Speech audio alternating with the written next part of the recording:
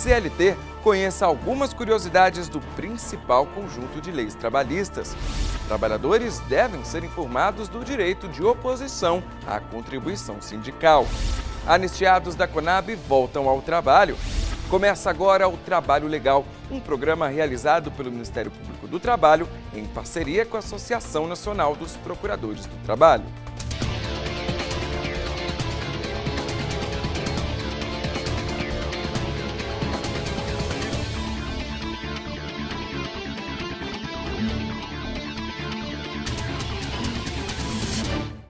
Empresa do Rio Grande do Norte vai ter que avisar por escrito a todos os empregados que eles podem exercer o direito de oposição ao desconto da contribuição sindical. A medida foi proposta pelo Ministério Público do Trabalho do Estado. Todo trabalhador brasileiro com carteira assinada tem a obrigação de contribuir com os sindicatos representantes da categoria. É a chamada contribuição sindical. A contribuição sindical ela está prevista na CLT, né, correspondente a um dia de salário do trabalhador, e é uma contribuição obrigatória. O que significa isso? Todo trabalhador tem que pagar independentemente de ser filiado ao sindicato. A contribuição é recolhida dos profissionais seletistas sempre em março. O dinheiro é distribuído da seguinte forma: 60% vai para os sindicatos, 15% para a federação, 5% para as confederações, 10% para a central sindical e mais 10% para a conta especial Emprego e Salário, administrada pelo Ministério do Trabalho e Emprego.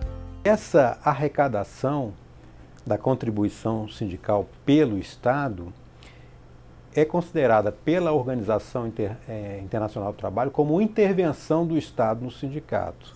E, além disso, viola a liberdade do trabalhador de se vincular ao sindicato livremente, né, e não de forma impositiva, como prevê a nossa legislação.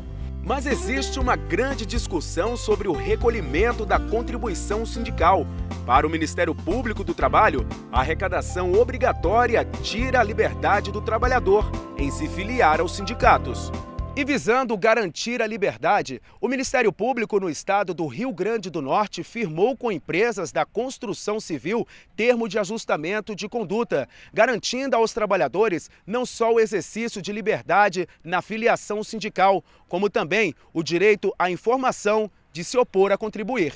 É importante que o movimento sindical, que praticamente na sua maioria é favorável à contribuição sindical, defenda a sua substituição por um outro tipo de contribuição, tá? Em que não haja participação do Estado, mas que dê recurso ao sindicato, principalmente a partir do trabalho do sindicato, né? Aquela contribuição voluntária que o trabalhador vai pagar, quem sabe até para fazer jus àquilo que está no acordo coletivo, na convenção coletiva. A seguir, anistiados da Conab voltam ao trabalho. Isso e muito mais depois do intervalo.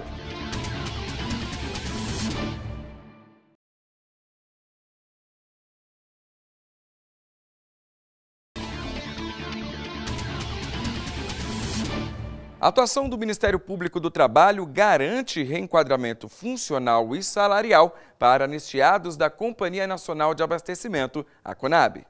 Damião Matias foi um dos quase 6.000 trabalhadores demitidos da extinta Cobal, Companhia Brasileira de Alimentos. As demissões aconteceram no início da década de 90. Damião lembra que estava chegando no trabalho quando foi surpreendido pela notícia. Um dia eu cheguei para trabalhar, recebi aquela boa carta de recomendação, né? Nós não precisamos mais dos seus serviços. Para mim, eu não senti muito o impacto. Quer dizer, para mim foi algo novo. Aquela surpresa, claro que você fica, poxa, parado, não vou mais trabalhar e tal. Mas também não como eu falo, não perdi o juízo. Teve gente que praticamente se matou ali, ficou pirado, né? Não, fui para casa. A Cobal e outras 2 companhias de alimentos que também decretaram falência deram lugar à Conab, Companhia Nacional de Abastecimento. 22 anos depois de ser demitido, Damião voltou a trabalhar na empresa. Eu sou muito grato à Conab, sim. É quem paga minhas dívidas, é quem põe meu alimento dentro da minha casa, é quem melhorou a minha situação depois que retornei muito. Independente do que os que aqui ficaram tenha conseguido por terem ficado, eu tenho que correr atrás do meu, né? Uma vitória que, apesar da demora, foi recompensadora, ressalta o presidente da Associação Nacional dos Empregados da Conab. As ações começaram, os primeiros anistiados retornaram em 2004, volta de 2004. E ao longo disso as pessoas, até porque foi na época do presidente Itamar que foi sancionada a lei da anistia, e aí as pessoas começaram a retornar.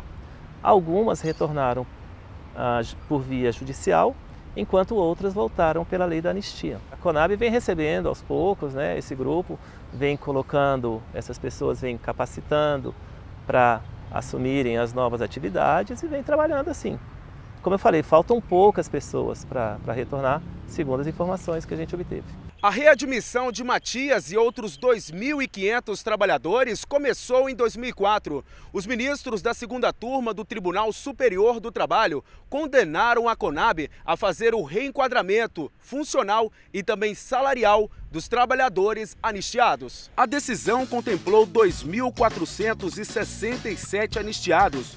1.690 foram readmitidos administrativamente. 357 retornaram por força de liminar e 420 reintegrados por decisão judicial. A decisão do TST foi determinada por meio de uma ação civil pública, protocolada pela Procuradora do Trabalho, Ludmila Brito Lopes. Foi resultado de uma denúncia feita pela ASNAB, que é a Associação dos Servidores da Conab, denunciando de que os anistiados não teriam tido ao retorno para a Conab as concessões por antiguidade por merecimento. A procuradora explica ainda que a readmissão dos empregados ocorreu em níveis salariais mais baixos, um capítulo a mais nessa história. A Conab não quis firmar um termo e não quis resolver administrativamente. Então, depois de uma negociação extensa, eu ajuizei a ação civil e que agora o TST entendeu que de julgar totalmente procedente essa ação e concedeu 5 níveis de promoção por merecimento para os anistiados. Criada em 1943, a Consolidação das Leis do Trabalho, a CLT, continua sendo a principal regulamentação das relações individuais e coletivas do trabalho no país. O termo seletista, derivado da sigla CLT, costuma ser utilizado para denominar o indivíduo que trabalha com registro em carteira. A repórter Luana Carvalho mostra outras curiosidades da lei. Foi uma época de grandes transformações. No governo de Getúlio Vargas, uma comissão de juristas e servidores do Ministério Público do Trabalho foi reunida para criar o conjunto de leis mais importante para os trabalhadores brasileiros. Nascia a Consolidação das Leis do Trabalho. A CLT surgiu pelo Decreto-Lei 5.452, de 1º de maio de 1943. O conjunto de normas estabelece tudo o que se refere ao direito do trabalho. Depois que a CLT entrou em vigor, dizendo, olha, o contrato de trabalho existe, desde que o trabalho seja prestado nessas condições por uma pessoa física, uma pessoa para uma empresa ou outra pessoa física, isto passou a dar mais segurança, principalmente aos trabalhadores, mas também aos empregadores. Em bom português, a lei veio disciplinar as relações entre empregados e empregadores. Com o passar dos anos, muita coisa mudou quando se trata de direito do trabalho. E uma delas foi a regra de quando começar a trabalhar. Antigamente, adolescentes de 16 anos já tinham a carteira assinada como se fossem trabalhadores adultos. Hoje, a CLT foi alterada. Qualquer pessoa entre 14 e 18 anos só pode trabalhar como menor aprendiz ou estagiário. Rosendo, por exemplo, começou a trabalhar com 16 anos. Ele era motoboy durante o dia e estudava durante a noite. A vida dele sempre foi uma correria, mas não é o que deseja a filha de 13 anos. Eu tenho 2 filhas, uma de 13 anos, que nessa idade não é aconselhável que ela trabalhe, né, pela pouca idade, ela está terminando o ensino médio. Agora eu tenho uma filha de 18 anos que ela trabalha nos finais de semana. Ela hoje é estudante universitária, faz um curso de letras e nos finais de semana ela faz pequenos trabalhos junto a um buffet Então é interessante, porque começa a ter um senso de responsabilidade e começa a valorizar também a vida financeira, saber que o dinheiro tem um custo. A CLT já completou 69 anos de idade. Em todo o tempo, determinou todas as relações de trabalho. Algumas normas foram extintas e outras incluídas. Para o ministro do TST, Pedro Paulo Manos, a expectativa é de que a CLT continue sendo atualizada. O processo, as normas de andamento do processo precisam ser modificadas. A fase do processo de execução, que é a apuração do valor devido e o pagamento, hoje é muito moroso na CLT. E isso está sendo objeto de mudança. Há um projeto no Congresso que está tramitando. A proteção da CLT devia ser mantida e deve ser mantida, e eu creio, será mantida para os trabalhadores, na sua maioria. No próximo bloco, o Ministério Público do Trabalho realizou o 16º Encontro Sul-Brasileiro de Procuradores do Trabalho. Não perca, é daqui a pouco no Trabalho Legal.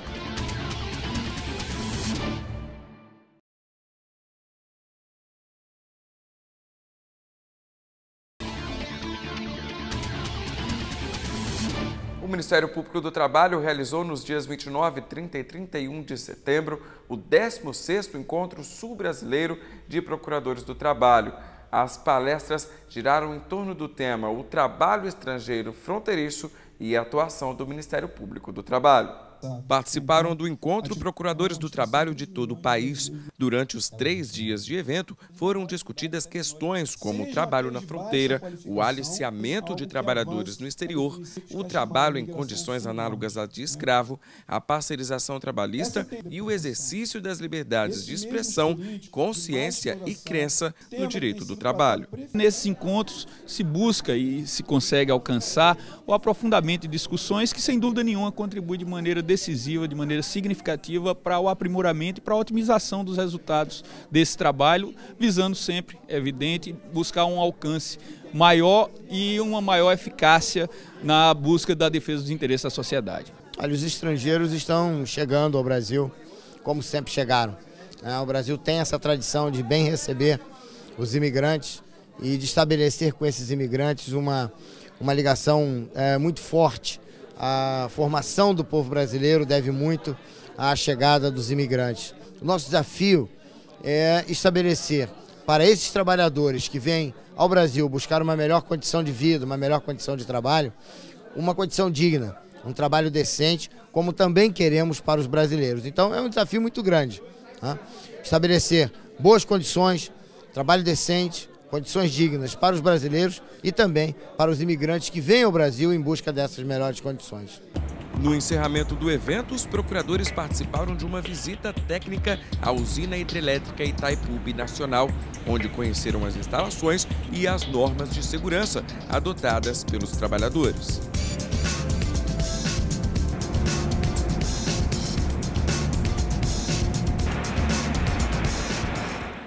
E quem recebe esse 16º Encontro Sul-Brasileiro é a Procuradoria Regional do Trabalho da 9ª Região, que tem como procurador-chefe o Dr. Ricardo Bruel.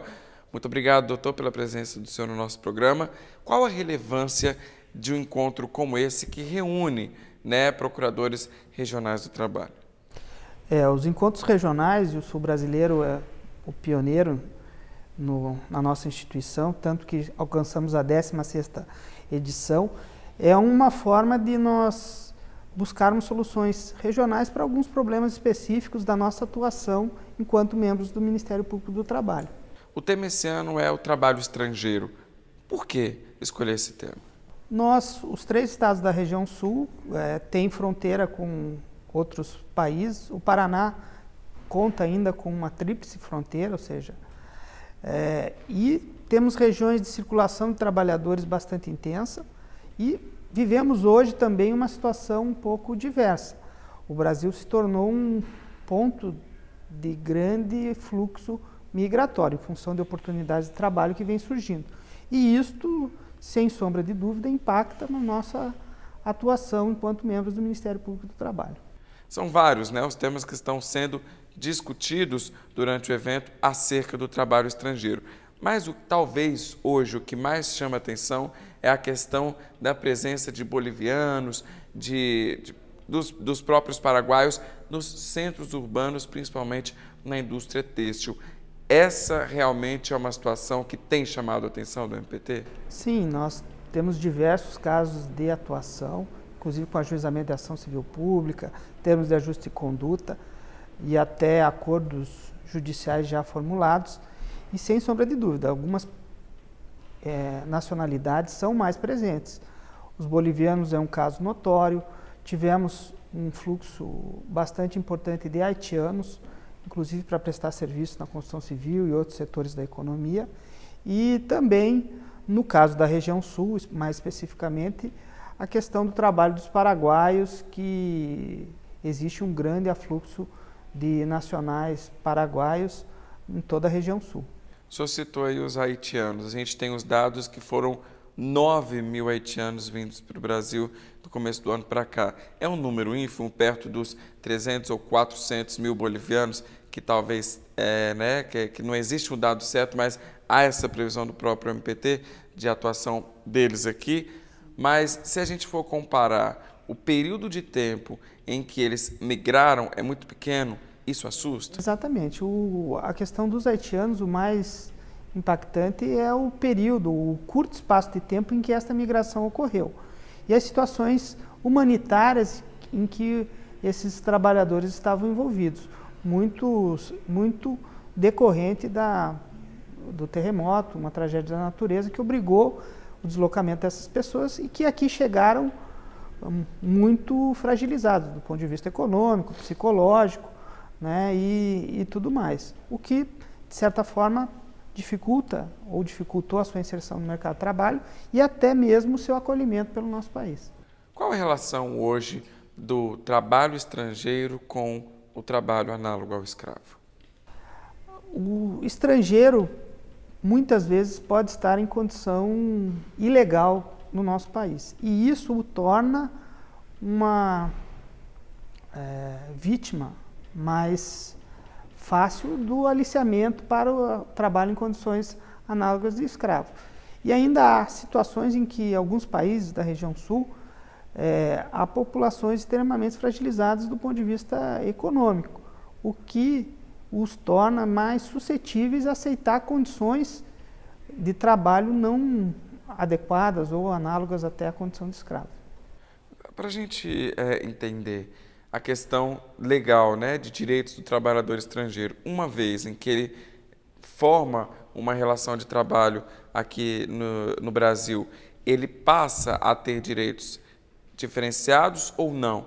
Ele tem direito idêntico ao trabalhador brasileiro? Esta é, inclusive, o principal enfoque do nosso evento, ou seja, enfatizar a atuação do Ministério Público do Trabalho em face do trabalho estrangeiro como um garantidor de patamar mínimo, independente da sua condição no nosso país. Se está documentado ou não, ele deve, e a legislação assegura plena garantia dos direitos trabalhistas existentes na nossa legislação. Se houver problemas relativos à sua permanência, ao visto, essas situações devem ser regulamentadas, regularizadas. Mas a isonomia de tratamento entre o trabalhador nacional e o estrangeiro é assegurada pela nossa legislação e por resoluções do Conselho Nacional de Imigração e pelos próprios direitos fundamentais que a nossa Constituição assegura. Daí a relevância da atuação do MPT. Sim, com certeza. E nesse contexto, o MPT ele age de maneira repressiva, mas também preventiva.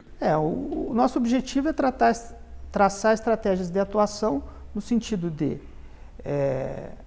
buscar caminhos de divulgação de que o trabalhador estrangeiro, quando vier, deve estar devidamente regulamentado e tem isonomia de direitos com o nacional. E em situações em que houver a constatação de desrespeito à legislação, articular com a sociedade civil, com as demais instituições que têm atribuição para atuar no caso do estrangeiro, como a Polícia Federal, o Ministério do Trabalho, políticas comuns de enfrentamento do problema, para que haja não só a repressão, mas também a prevenção de casos futuros, ou seja, que outros estrangeiros não venham a sofrer eventual perda de direitos quando ingressarem no nosso país. Tá certo, então, doutor, muito obrigado pela presença do senhor no nosso programa e parabéns aí pela organização do evento. Não, nós é que agradecemos a participação de todos nesse evento e, em especial, do programa Trabalho Legal, que prestigiou nosso congresso. Tá certo? Mais uma vez, obrigado. Então, lembrando que a partir da semana que vem, nós estrearemos uma série de entrevistas feitas diretamente aqui de Foz do Iguaçu, do 16º Encontro Sul-Brasileiro de Procuradores do Trabalho. O Trabalho Legal desta semana fica por aqui. Você pode acompanhar o nosso programa pela internet. É só acessar o site www.mpt.gov.br. A gente se vê na próxima semana direto aqui de Foz do Iguaçu. Até lá!